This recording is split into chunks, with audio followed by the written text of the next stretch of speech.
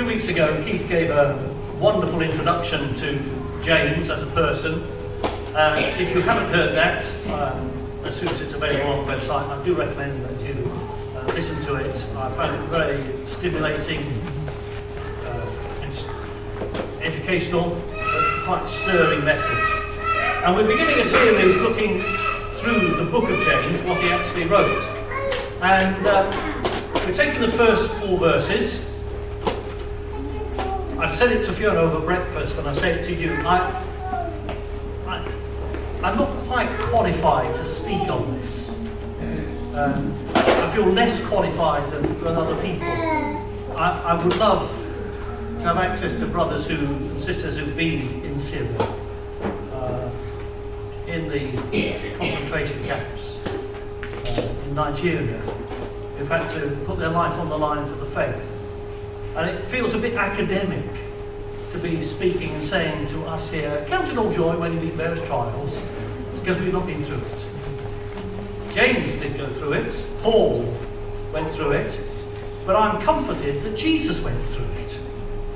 And he's the one who comes and teaches and instructs us by the Holy Spirit. So if we're going to gain anything from this morning, we need to allow the Holy Spirit to bring the life and the words of Jesus to bear upon us. So that when the day of testing does come, we can stand. Having said just a bit of hesitation, I'm very privileged to be able to bring this word. And you're very privileged to spend half an hour looking at it. It's a precious, precious word. And if only the truth of the kingdom of God, if somehow this is what we're desperately trying to do, to convey it to people who are outside. So if you came in and discovered what life is like in the kingdom, it would totally change your perspective. Maybe for some of us here this morning, we need as Christians our perspective changing. And I want to start with the end. Because he says at the end of verse 4 that you may be mature and complete, not lacking in anything. Hence our strapline. That we may present everyone mature. That at the end of the journey, I'm a complete person. That when I get to life's journey's end, I've become all that God intended me to be in that time. Today, we're here, we're not doing the London Marathon, thank goodness. I thought about it a few years ago, and just the discipline and the cost of getting into it. But there are people who are now, this morning, trudging around 26.2 miles around the streets of London, and most of them will have a determination to get to the end. The longest trek I've done is with Nick and Alan and his brother. We did the Pennine Way, which is 10 times the length of the marathon. So it's walking the marathon 10 times, but over hills. And my great disappointment is I never got to the end. And there's something within me saying I'd like to do it and get to the end, but I do 6 miles now and my hip plays up. So I think 268 miles over the hills might be a bit taxing, I don't know. But getting to the end, to reach that goal, to be in completeness, in maturity, the person that God wants me to be, what he can see, that Clive Butcher or Keith Smith or Jane Garrick, the person I created you to be. Because, let's see if I can convey this. The person I am at the end of the journey will be very different from the person who started. Absolutely. Faith saved me when I was a rebellious late teenager. And in that, I was saved from my sins, and I was given assurance of eternal life. Faith saved me then, but the journey I am on, faith is changing me.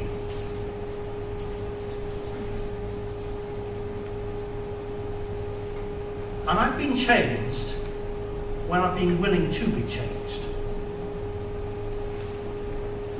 When I want to grow, when I want to be mature, when I want to be complete. When I've realised that areas in my life which are lacking, which are, that's something which we won't talk about, and then bringing it to the Lord and allowing him to do something in me. I make 2 conclusions. When I became a Christian, I wasn't instantly made mature and complete. And there is a difficulty with some people who come to faith. They think that at the beginning they know all, they understand it all, they've got everything, you can't teach them anything because they've got the whole package. And you think, Corinthians, Paul writing to the Corinthians says, when I was a child, I thought like a child, I spoke like a child, I reasoned like a child. When I became an adult, I put away childish things. Let me show you Jennings. Fiona is clearing out the loft. And Jennings, they're great. And she came down yesterday and said, look what I've discovered. And this is my Sunday school prize from the Salvation Army. In 1963, there was a record of how often you attended Sunday school. There was a possible 104 times in a year you could attend. I attended 101. Whoa. The other 3, we were on holiday and going to the Salvation Army somewhere else. I tell you, that's how we did ours. But I love Jennings, and she got it. I think I might read it again. She's got Armistice and Venables and all those sort of things. No, I've got some at home to borrow. Thank you. But that isn't the bulk of my reading these days. When I became a man, I put away childish things. It was good then. And when we're walking with the Lord, there does need that, what the Bible calls a teachable spirit, where I allow God and his agents, whether angels or the Holy Spirit or other Christians, to come alongside me and help me on this journey to maturity and to completeness. And that isn't only just for new Christians. That's for long in the tooth Christians as well. Because the reality is, the more I know about God, the more I know that there's more I need to know. The closer I get to him, the more obvious become the frailties, the flaws in my own character. And so, no matter if we've been a Christian 50 years, actually we still need to be on this journey of growing to completeness and maturity. And it behoves us all, whatever our age, whatever our experience, to have this teachable spirit. The second conclusion I'll make is what's already been alluded to. If I stop on this journey, if I get off the track, if I leave the marathon, if I quit the Pennine Way, if I quit my faith as a Christian, I will never know what might have been. What could I be? What could I have achieved? What sort of person could I be when I reach that final destination? We've recently acquired a treadmill. Fiona wanted some means of exercise, so we've got that. We've only got it this week, so we've been starting to do it. Well, yesterday I had to go for the first time. Fiona's been very diligent. She's a changed woman. Look at her, incredible. But I thought yesterday, I'll have a go on this. When I used to go to the latest gym, I could be on the treadmill going at quite a pace for 20 minutes, half an hour, and that was really good. I got on it yesterday. I put it 6 kilometres an hour, which is quite a good pace. After 3 minutes, I was knackered. But I said to Fiona, I've got to get back up to it. I used to enjoy running, the stamina to keep going. How am I going to achieve that? Only by keep going. By enduring the pain, going through the discipline, persevering. And if I don't, I'll never know, could I have done it? Could I have achieved it? So let me take you to these verses. James, he's the leader of the church in Jerusalem. He's addressing it to the 12 tribes, mainly speaking at that time to Jewish believers who are now scattered. They're in different towns and cities. And he's encouraging them to keep going, as much of the New Testament is. And he says, if you're lacking any wisdom, ask God. And if you want to know how to persevere, how to get on as a Christian, and you haven't quite got hold of it, what is the secret? How does this work? Well, he said, take it to the Lord. Ask God, who gives generously to all without finding fault. And he says some challenging things. He says that perseverance comes by the testing of our faith. Now, we might have said it. We know people who say, well, that tested my faith. Or you say, I couldn't believe that happened to me. That was a real challenge to go through. But it's just some of the stuff of life. And people in our fellowship have experienced these sort of things. A marriage which is going through a rocky period, that tests your faith. A serious illness that might even be diagnosed as a terminal illness, that tests your faith. Financial concerns, when just the resources don't seem to be there, or we've made mistakes and we're living in the consequences of that.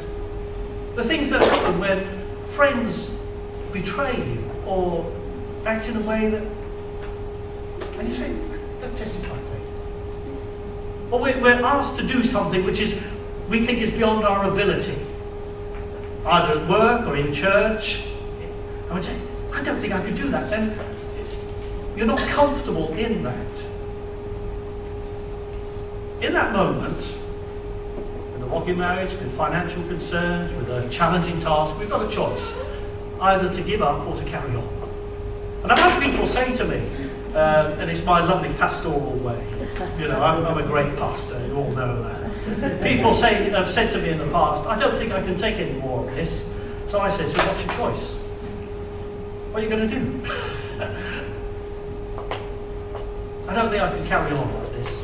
So what? We either carry on or we give up. And we never know what might have been. What we're actually giving up is not the Pennine Way or the marathon or a task that's unfulfilled. What we're giving up is faith and trust in God.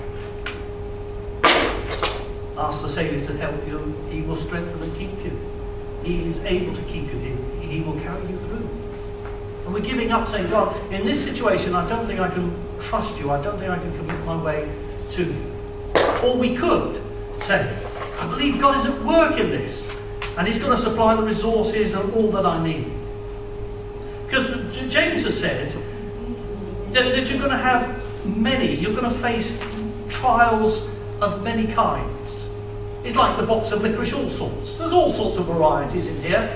And commentators have said this, trials of many kinds. It will come in all sorts of packages. Jill has already said that. You get some parcels and say, that's really attractive. Some think, what on earth is that? And stuff comes into your life. Trials of many kinds. People have analysed this into a couple of ways. One of the ways that James, talking to these first Christians, is that one of the trials, one of the testing things is going to be the temptations that come to you. In verse 13 he says, when tempted, no one should say, God is tempting me, for God cannot be tempted by evil. Nor does he tempt anyone, but each one is tempted by his own evil desires, and then is dragged away and enticed, and you fall for it.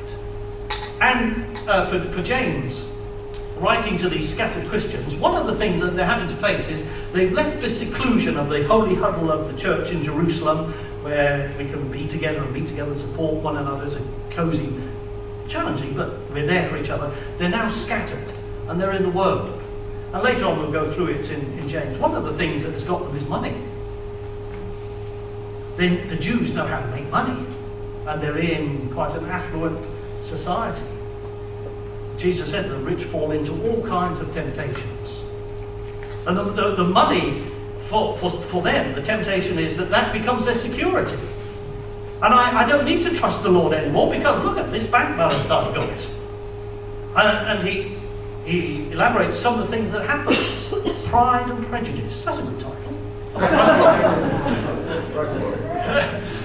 Pride. I can manage. Or prejudice. If you haven't got money, I'm going to look down on you. Because obviously, you can't make it. God's blessing is not on you. Or covetousness and self-reliance. It's all here in James's book.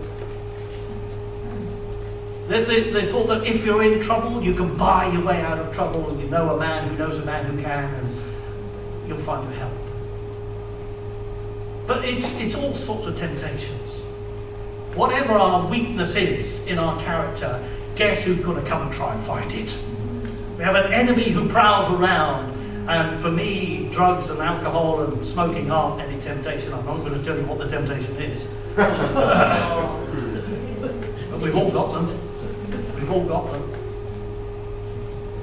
And he uses that. He uses that. And James says, you're going to face many trials, but I want you to count it as pure joy. But I think it's more than that. He does say when you face trials. Verse 12 says, blessed is the man who perseveres under trial, because when he has stood the test, he will receive the crown of life that God has promised to those who love him.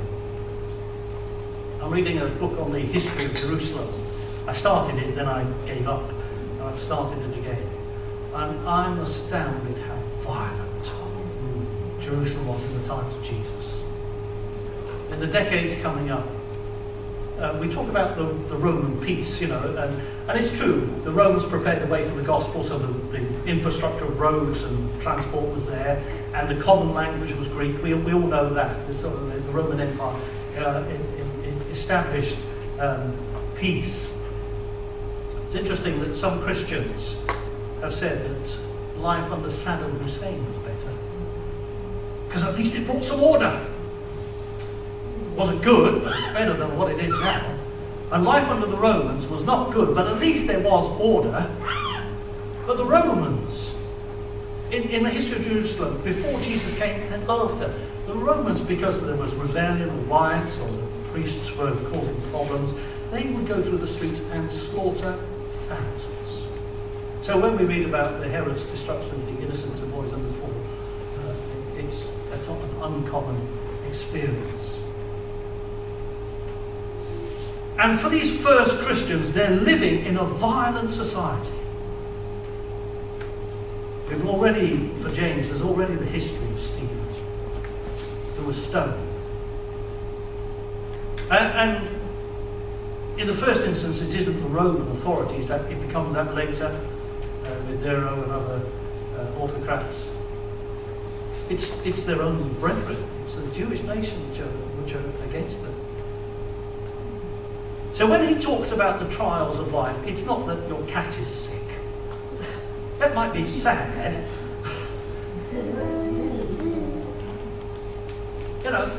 The fence blew down in a gale. That's inconvenient, that's costly. It disrupts your program, the car breaks down, you can find a way. What he's talking about, James 5 verse 2, talks about, not verse 2, what is it? It's verse 7. Let me read it for you. Be patient then, brothers, until the Lord's coming. Verse 10. Brothers, as an example of patience in the face of suffering, take the prophets who spoke in the name of the Lord. As you know, we consider blessed those who have persevered. You have heard of Job's perseverance and have seen what the Lord finally brought about. The Lord is full of compassion and of mercy. James, when he's talking about facing various trials, he's talking about surviving. Just living day to day. And we know, that's why earlier in the meeting we looked at that video, people have spoken, surviving in a war zone, facing persecution, having your property confiscated. We're being aware of it to some degree in this country, and people are speaking up against it, where Christians are being marginalised or prevented from opportunities because of their Christian faith.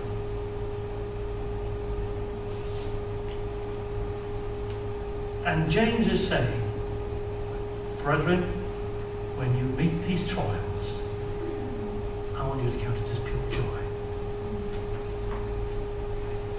We've made reference to Barnabas, and in their magazine, there's been a strange mixture going on this week. So there's been the celebration, not the commemoration yesterday of the landings at Gallipoli. But in the same week, the people of Armenia were recognising the massacre that took place between Turkey and Armenia. And the report I have here is that 3 million Armenians died in that. And there's some debate amongst the nations about actually what happened. But there's a report here in the Barnabas magazine, and it's the experts in the art of dying. Some ferocious soldiers marveled when seeing men and women, even children, instead of trembling in the presence of death, show calm and dignity. And instead of cursing, pray for the forgiveness of their murderers. In their defences, as they try to defend the weaker ones, in the hunger they shared the last piece of bread with the poorest. And that's a first-hand account from the forced marches where many died in the desert of those Armenians who were evicted. Just the last paragraph. It is not, of course, intended by this account to give the impression that all Armenians show the Spirit of Christ under persecution. This would be far from the truth. But the role of true martyrs, whether living or dying, is a noble and long one. And in these situations, there is an opportunity for Christ-likeness to be displayed. Doesn't always happen. And when we're under pressure, it's like the lemon squeezer. If you squeeze a lemon, you get lemon juice. And when we're under pressure, what's inside comes out. So if it's a resentment, anger against God, complaining about the circumstances, if that's what's in us, if that's what's in our heart, when the pressure comes, that's what will come out. But if there's a quiet confidence, if there's a faith, if there's a trust in God, if there's a heart desire to live in the centre of His will, when the pressure comes, that's what comes out. And it's an opportunity for Christ-likeness to come out.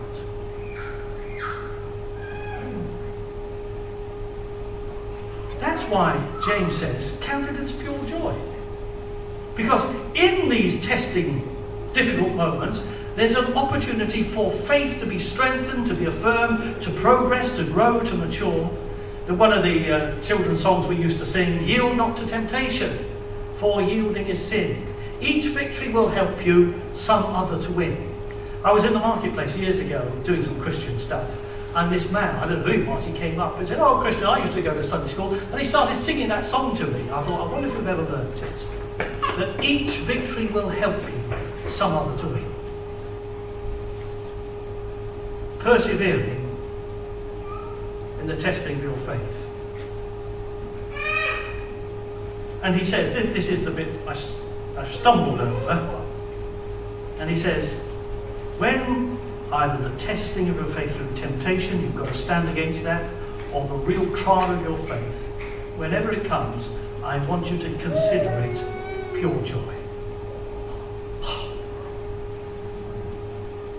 J.B. Phillips says, don't resent this as intruders, but welcome them as friends. That's a whole different way. That's why we need wisdom to understand this is how the kingdom works. I Googled pure joy, or considered pure joy, just to see what other people said. And a website came up. The family of, what's her name, Reese's McLean, have created a web page called Pure Joy. And they're Christians, and the child was born with a serious, debilitating illness. And they called it Pure Joy. And they recount their journey, how the caring, mothering, fathering this child, and the trial of all the hospital visits. And they call it, what do they call it? They call it pure joy. You've got to get very personal now. When our grandson died at the beginning of the year, only 3 days old. And Lois, our daughter, his mother, spoke at the funeral. And I thought, gosh, if you know Lois, she's not a person to... She's very expressive, very clever with words, but she's not a person to come out in front and speak. But she said, I'm going to speak at the funeral. Her husband, Brian, did as well, spoke very well. But I thought, Lois is going to speak. And I'll never forget the phrase that she used. So here was this child born who the prediction is that he will not live. And she said, when your child is born, there is an immediate and overwhelming love.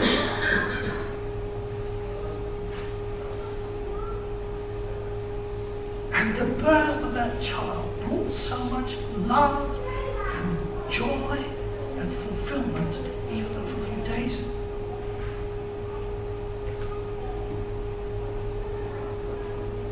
And stuff might happen which, in its experience, brings grief, brings sorrow, brings tears. But we as Christians whose lives are committed to the Lord say, in that God is going to do something in and maybe through me that will rebound for his glory. See, it's pure joy. It's not, well, I'm going to grit my teeth and get through. It's the sense of, this is unadulterated, it is pure.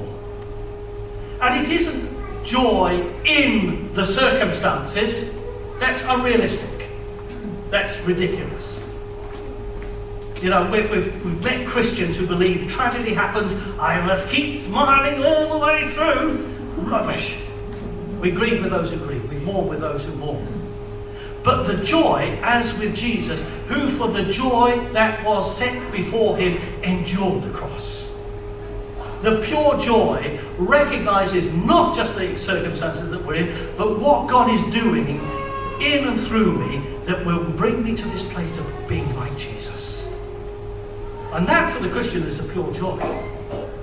That our heart's desire, I want to be like Jesus.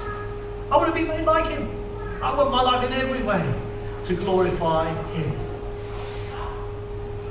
See, Peter, he talks about enduring suffering and that you suffer grief in many ways. But we're waiting for this salvation which is to be revealed. And when it is revealed, the words he uses will be with inexpressible and glorious joy when we receive the goal of our faith. I don't think I've ever been in that situation. I know some people, get lost for words, but I've never been. Sometimes when you laugh, have you ever been in that situation where you're laughing so much it hurts and you can't laugh anymore? I really love those moments when it happens. But I don't know what it's going to be like when we come into the presence of the Lord and there is joy which is inexpressible. It is so all-consuming, it is so overwhelming that I can't put it into words. I even struggle to experience the experience of joy. It's so much because the joy will be, I'm with the Lord and I've been in a twinkling of an eye, I've been changed. And when we see him, we shall be like him. But the reality is, and here I conclude, the reality is that in this life I need to adopt a position. I need to consider it. I need to count it all joy, that these various trials are by the permission of God, and in it, he might not even have willed it in the first place, but he's going to use it to bring me to perfection, to maturity, to completion, so when I stand before him, I shall not be ashamed. Now, James isn't a book that is a full Christian handbook. It doesn't talk much about salvation, about the cross, and that sort of thing. It gives us all these little pearls of wisdom. And so he starts off, and it's a strange way. You might think, consider it pure joy when you've had a family holiday. Consider it pure joy, when you've inherited a fortune, whatever. No, it's consider it pure joy when the trials come. God, how are you going to do that? You need to ask God. My concluding point is, and I was struggling how to convey this. And I was sitting there, I felt God say to me by the Holy Spirit, Clive, you can't teach this. You can't teach anybody this. How to be in a situation and have pure joy because of what God's doing. You can't teach it. It's not a theory, it's not, this is what you do in this situation. If we learn it, we'll realise it is pure joy. If we persevere, if we keep going, saying, God, there are no ifs in your kingdom. Your will is good, perfect, and pleasing in every way. My life belongs to you. Whether we live or whether we die, we are the Lord's. And Lord, I'm willing to walk with you through this. And if we do, when we get to the other side, we think, that did me good. That did me good. I was changed. I grew up. I moved on maturity in completeness. I was in the prison on Thursday doing the Bible study, and I've been asked to speak on 1 John chapter 3. And there it says that this is love, that Jesus Christ laid down his life for us, and we ought to lay down our lives for our brothers. And we had a great discussion about that, self-sacrifice of Jesus, giving his life, giving a life for one another. The next verse says, if any of you have material possessions and see your brother in need, but don't have pity on him, how can the love of God be in you? And so I was saying to them, what's the relationship between laying down your life and helping somebody out because they're with or without? What's this big step down? And the conclusion we reached is that for a lot of us, the probability of having to lay down our lives for our brothers is very small. The probability of having to share our possessions to others in need is probably very high. And we can talk big and say, oh, I would give my life, but I'm not lending you my car. You know, I'll lay my life down for you, but I can see you're without food. Let me share it with you. And the principle is, if we're going to learn to count it pure joy in the various trials, if you don't do it in the small stuff, you won't learn it in the big stuff. If when the difficult time comes, and we haven't mastered the art of walking with the Lord through that, when the big trouble comes, you'll be in trouble. And so, my word to you is, for this coming year, whatever we're facing, let's adopt that position of faith. Lord, I've committed my way to you. I believe you are God. You reign over all. I'm not a fatalist, I'm a realist. But I believe that in every situation, that all things, God, you're going to make work to good, because my heart's for you. I'm responding to your call in my life. And in everything, I believe you're at work. That you who began a good work in us will bring it to completion by the day of Jesus Christ. Amen. Amen. Hallelujah. Hallelujah. Hallelujah. I usually get a round of applause at prison, but I'm not asking that.